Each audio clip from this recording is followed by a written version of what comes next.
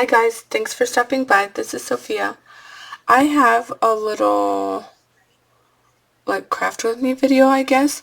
I decided to make some bugs, specifically this little moth right here, to go with some cards I made for my mom for Mother's Day. And when I got this die, it was a gift from my bestie Renee. She is Crafty Renee Creates, and she is amazing. Amazing crafter, amazing mom, amazing friend, amazing lady.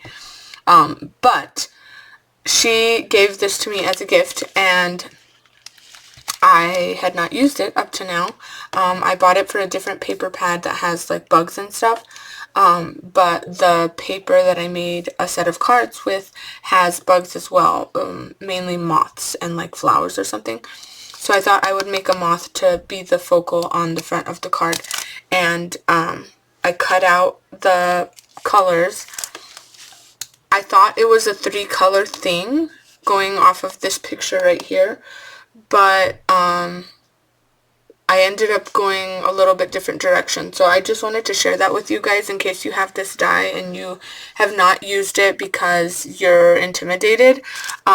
You're gonna like run and go cut a bunch of these out after this. I'm only going over this one. Maybe I'll do like the rest of them later, but since I'm only doing the cards right now, I'm only doing that. And yeah, so if you want to see that, then stick around. Okay, so with this one, actually, give me a second. Okay, I'm back, and you'll see what happened there in a second. So, for the other ones, I used all plain cardstock, no specialty cardstock, so that is going to change something a little bit when we do this, because when the base comes through, it goes through the rest of the layers, and I don't want the rest of the layers to be black, I guess. So give me just a second. We're gonna, with the exception of this gold and the one that's already black, I'm going to color the base piece, which is this piece right here, black. And I'm just gonna do that with a Sharpie because I don't want to have a whole bunch of black die cut pieces that I'm not even gonna use. I'm just gonna do this. I don't want to have any black die cut pieces laying around that I'm not gonna use. I did make that mistake and die cut one black piece because I thought, by looking at it, I did not assess this die correctly, and you'll see why I'm coloring the black base but leaving the rest as whatever color they are. And I just die cut the whole die because I'll show you in just a second. The die comes as a plate, like each bug has a little plate and you just run it through. So I really love that about this die because you won't lose the pieces. And you'll have all the pieces at once. So you'll see that here, see? Each bug is its own piece, and this is this bug. See?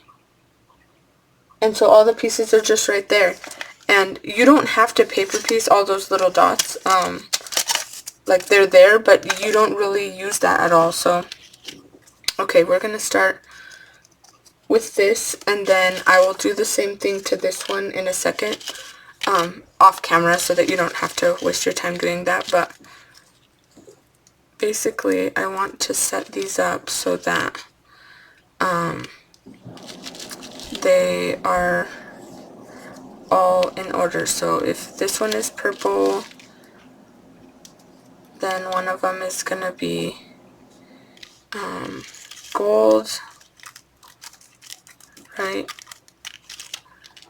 And then one of them will be orange, like this.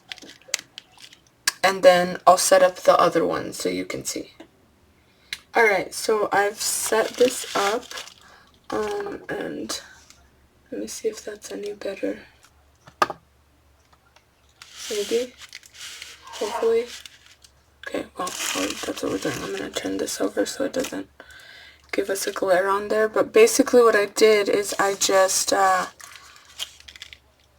the gold one, because I had cut out a black moth, I just replaced what would have been the gold section as a black and then reversed it, the gold body as the base. But anyways, so I have the base, which on all my die cuts except for this one because I used gold, all the bases are black. Like I colored all of them black, and then I just picked 3 of the 3 colors. So I had purple, gold, and orange, and I put them like this: purple, gold, and then orange. But these are actually going to be glued in the reverse order. You'll see. And then black, purple, gold, orange. And that's how I do it to keep my colors straight and so that they all have the right colors and everything. And it kind of follows a pattern and it makes things easier for me. So, like I said, I stacked these up, but they're actually backwards how they're going to go on. So, this one will be on the bottom. And I'm using Barely Arts glue because of this tiny little tip. Don't mind my fingers because they're a mess right now. Don't pay attention to the man behind the curtain. Okay, and I'm just gonna stick this on here. I lined up the head and I lined up the butt. Right? And then next is gonna be this one, which is the next one on the pile. And just poke out those little pieces. You're not going to need them, so just put them aside and I'll just sweep off my table after I'm done here. Just like this. And add your glue. I don't know if you can see that, but doesn't have to be super fancy. You just want to get some glue on here. Okay. And don't worry if you got glue on your die cut for a metallic foil, because you can always just, once it's dry, it like wipes off. If you like take a tissue to it, it'll just kind of like wipe off, rub off. And I just made sure that the bottoms are lined up right here, and it just fits like that. See? And then you put your last piece. And there's 3 dots on one side that need to come out. Whoops, there's glue on there. And then 1 dot on this side. And the rest is just embossed. Sorry about that. Okay, and then once again, just make sure you have even coverage. Mostly you want to worry about the edges having some glue so it doesn't lift. And, okay, so 1.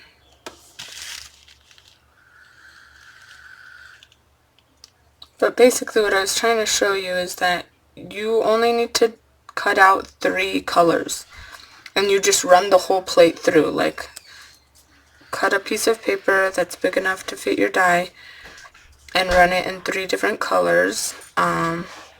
Ideally, they might be like solid or tone-on-tone patterns. Like, the orange has polka dots, but it's tone-on-tone. So, it ends up being just like this. And then look at all of them together. Alright. Alright, so here are the finished products. I will go in with a little Q-tip after the glue is fully dry and clean up the gold spots that got glue on them. But I really like how they turned out. Let me know in the comments what you think. Did I do a good job? Do you like it? Are you going to go try out your dye? And of course, thank you for spending your time with me. I hope you have a great day. If you are a mom, happy Mother's Day, and I'll catch you on the next one.